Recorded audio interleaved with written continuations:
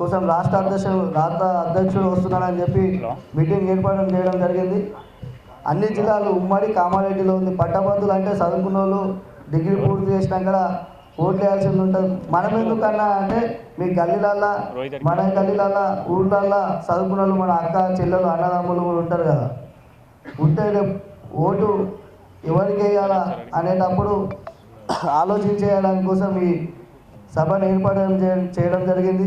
దీనికి Bodhan conference, Armoor, Nizamabad rural, Jukkal, Kamareddy, Banswada, Yellareddy ఉమ్మడి జిల్లాలో ఉన్న కాన్స్టిట్యున్సీ అధ్యక్షులు బాధ్యులు అందరూ కూడా ఎన్ఎస్ఐని పటిష్టం చేసినటువంటి నాయకులు, ప్రతిపక్షంలో ఉన్నప్పుడు కష్టపడి పనిచేసినటువంటి కాన్స్టిట్యున్సీ అధ్యక్షులందరూ కూడా రావడం జరిగింది.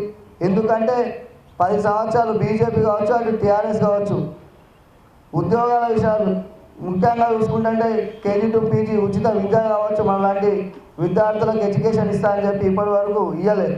YS Rajasekhar Reddy free education ఇచ్చిండు. మీకు తెలుసా? మీ అక్కలు కావచ్చు, చెల్లెలు కావచ్చు, ఒకసారి అడగండి. 10 రూపాయలు కడితే డిగ్రీ, బీటెక్ అట్లాంటివన్నీ కూడా పూర్తయినాయి.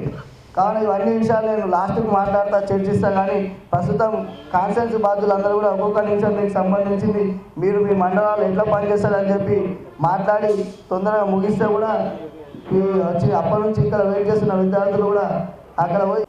ఈరోజు నిజామాబాద్ జిల్లాలో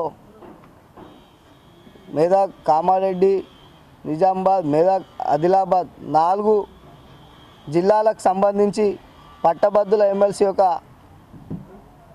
ఓటింగ్ గురించి ఈరోజు ఎన్ఎస్ఏ ఆధ్వర్యంలో మా పిసిసి అధ్యక్షులు కావచ్చు, మా యొక్క రాష్ట్ర కార్యవర్గం, జిల్లా కార్యవర్గం ఆదేశాల మేరకు మా ఎన్ఎస్ఐ గతంలో ప్రతిపక్షంలో ఏ విధంగా అయితే పోరాటాలు చేసి, ఏ విధంగా అయితే ప్రశ్నించి కావాల్సిన హక్కుల కోసం ఈరోజు తెలంగాణ సాధించుకున్న అనంతరం మళ్ళీ తెలంగాణలో కాంగ్రెస్ పార్టీ లేదనే సమయంలో రేవంత్ రెడ్డి గారి రథసాధ్యంలో కాంగ్రెస్ పార్టీ ఏర్పడి ఈరోజు సంవత్సరం అయింది. చెప్పిన మాటలు ప్రతి ఒక్క పనిని కూడా ఈరోజు చిత్తశుద్ధితో ఈరోజు కాంగ్రెస్ పార్టీ చేస్తూ ఉంది.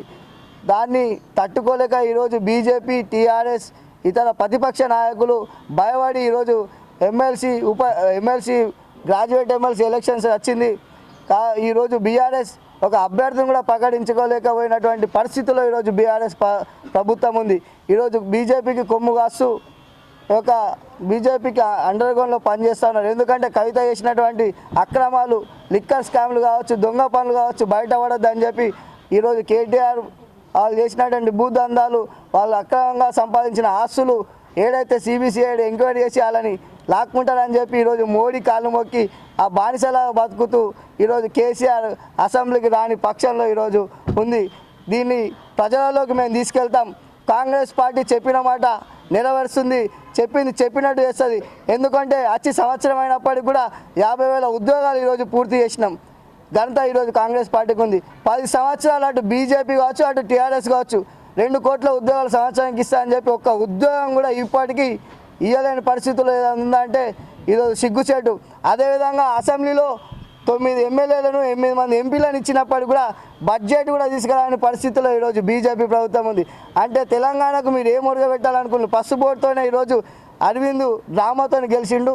అదేవిధంగా మాటలు చెప్పి పబ్బం గడుపుతూ ఉన్నారు తప్ప ఈరోజు ఏ ఒక్క రూపాయి కూడా ఈరోజు బీజేపీ నుంచి తెలంగాణకు తీసుకురాలేదు. ట్యాక్సీల రూపంలో మాత్రం వాళ్ళకు జిఎస్టీ రూపంలో మరొక పన్ను పోతూ ఉంది. ప్రజలు, యువకులు ఇవన్నీ కూడా గమనించాల. హిందూ ముస్లిం కాదు, ప్రతి ఒక్కరం గుడిలకు పోతాం, మసీదులకు పోతాం, చర్చిలకు పోతాం. మనకు కావాల్సినటువంటి అభివృద్ధి పనులు చేస్తామని చెప్పి ఈరోజు ప్రజలకు మేము పోతా ఉన్నాం.